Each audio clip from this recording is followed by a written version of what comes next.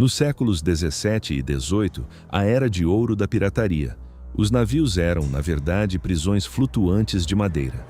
Estruturas rústicas, expostas ao vento cortante, ao sal corrosivo e à umidade constante.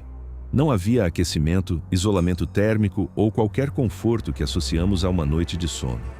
O ar gelado entrava por cada fresta, a umidade se infiltrava em cada canto e o frio atravessava os convéses com uma facilidade assustadora. Dormir, para um pirata, não era um luxo, mas uma forma de resistência. Uma batalha para preservar o calor do corpo, para se proteger do vento impiedoso e para aproveitar cada centímetro dos poucos espaços abrigados do navio. A solução mais comum era simples, mas genial. As redes suspensas, ou hammocks. Elas eram perfeitas para o espaço limitado, podiam ser recolhidas durante o dia e, o mais importante, mantinham o corpo afastado do chão úmido e gelado do navio. Imagine a cena. Dezenas de homens balançando em suas redes, espremidos em espaços apertados. O cheiro de madeira molhada, cordas, suor, fumaça e sal impregnava o ar. A privacidade era um conceito inexistente, mas essa proximidade tinha um propósito inesperado. A densidade humana, por mais desconfortável que fosse, ajudava a gerar um pouco de calor. Um calor vital, que podia significar a diferença entre uma noite suportável e uma noite de sofrimento extremo. Em navios maiores, um dos refúgios mais procurados era o orlop deck, o convés inferior, localizado abaixo da linha d'água. Não era um lugar confortável no sentido moderno, mas oferecia algo inestimável, alguma proteção relativa contra o frio externo. Era um bunker improvisado, onde o vento direto era menos intenso e a umidade, embora presente, não era tão agressiva quanto nos convéses superiores. Mas não se engane. Mesmo nesse refúgio, o descanso era fragmentado. A vida a bordo era organizada por turnos rigorosos. Sempre havia alguém em vigia, alguém pronto para subir ao convés, alguém responsável por manter o navio em movimento. Isso significava que o sono dos piratas não era contínuo, mas interrompido e irregular. Pequenos períodos de repouso entre tarefas, trocas de guarda e as constantes ordens de bordo. Essa rotina de sono interrompido tornava o frio ainda mais cruel. Não era apenas dormir em um lugar gelado, era dormir depois de horas de trabalho físico exaustivo, muitas vezes com roupas úmidas, em um espaço mínimo e com o corpo já no limite. Em mares do norte ou em travessias com ventos fortes, a temperatura dentro do navio podia ser severa. O corpo humano perde calor rapidamente quando exposto à umidade e ao ar frio, e os marinheiros daquela época não tinham nenhuma das soluções modernas de isolamento que hoje consideramos básicas. Por isso, a roupa era uma defesa tão importante quanto a posição onde se dormia. A lã, por exemplo, era especialmente valiosa. Ela mantinha parte de sua capacidade de isolar o frio mesmo quando úmida, ao contrário de tecidos como algodão ou linho, que perdiam sua eficiência térmica com facilidade.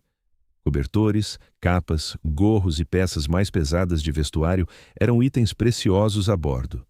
E aqui vem um dos pequenos plot twists da vida pirata. Um bom casaco de lã, um cobertor mais espesso ou uma capa forrada podia valer tanto quanto outros objetos de valor saqueados, porque calor significava sobrevivência. Em um navio frio, um tecido útil podia ser muito mais importante do que uma peça ornamental de ouro ou prata. A praticidade superava o luxo.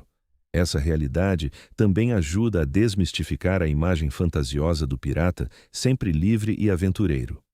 O cotidiano era marcado por uma disciplina prática e uma luta constante contra os elementos. Dormir bem dependia da posição no navio, do tipo de roupa, da época do ano, da rota e da capacidade da tripulação de manter o casco relativamente protegido. Os navios eram continuamente submetidos à manutenção para reduzir a entrada de água e vento. Madeira, cordas e tecidos precisavam ser preservados, e cada fresta podia significar uma noite ainda mais dura. Em termos simples, sobreviver no mar exigia tanto cuidado técnico quanto coragem. A arqueologia marítima e os estudos sobre a vida a bordo confirmam essa visão. Museus e pesquisadores que analisam navios históricos apontam que a organização dos convéses, o uso das redes e a disposição das áreas de descanso eram fundamentais para a rotina dos marinheiros. O orlop deck, por exemplo, não era apenas um detalhe arquitetônico, Ele fazia parte de uma lógica de sobrevivência em navios de madeira ao oferecer um espaço relativamente mais protegido para armazenamento, reparos e, sim, descanso. Não era um quarto, não era uma cabine e certamente não era um conforto. Era uma solução funcional em um ambiente hostil. Ainda assim, o frio era uma parte real e implacável da experiência marítima. Quem dormia no mar dormia sob a lógica da resistência, não do conforto. É justamente por isso que o tema chama tanta atenção hoje. Ele revela uma dimensão concreta, física e pouco glamurosa da pirataria. Antes das histórias de tesouro, existia a necessidade de suportar o frio. Antes das lendas, havia corpos cansados tentando dormir em redes, balançando dentro de cascos de madeira.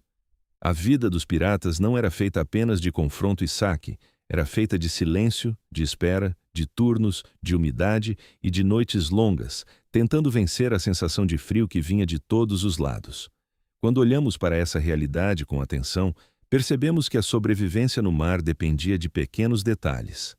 A escolha do espaço para dormir, a qualidade da roupa, o uso das áreas mais abrigadas do navio e a organização da rotina de bordo podiam significar a diferença entre suportar a noite e passar por ela em sofrimento extremo. Fechamento. A história dos piratas, nesse sentido, não é apenas a história da violência no mar, é também a história da adaptação humana diante de um ambiente que punia qualquer erro com dureza. E talvez seja justamente isso que a torna tão fascinante. Por trás do mito, existiam homens comuns enfrentando condições extraordinariamente difíceis para simplesmente chegar ao amanhecer. Eles não eram apenas aventureiros, eram sobreviventes. Se você curtiu essa visão mais realista da vida pirata, deixa o like. Se inscreve no canal para mais histórias que desvendam os mitos do passado. E me conta nos comentários. Qual outro aspecto da vida dos piratas você gostaria de ver desmistificado?